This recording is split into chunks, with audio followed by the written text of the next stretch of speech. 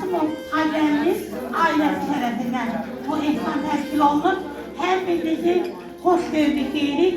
İgid qəhrəman oğullarımızın xatirəsinə həsr olmuş tədbirimizi açıq elan edirik. Allah qəhrəman oğullarımızın məkanlarına, cənnət, məqamlarını uca etsin. O oğullar ki, vətən dedilər, ana dedilər. Bu torpaq yolunda ölümün gözünə ölümsüz baxaraq qəhrəmanlıq sifəsindən ucaldılar. Ana ucaqdan isti vətən torpaqlarını seçdilər.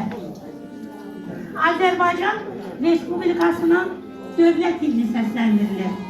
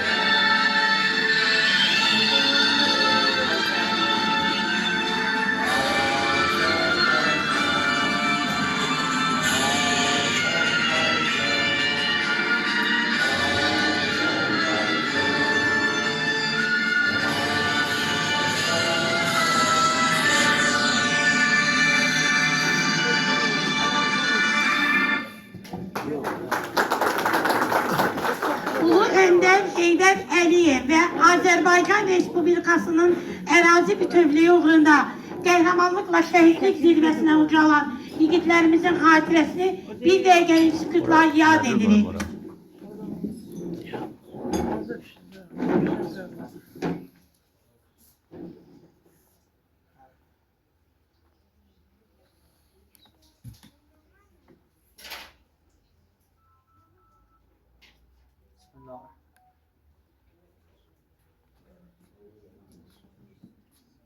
Mekanları cennet olsun, məqamları uca olsun. O oğullar ki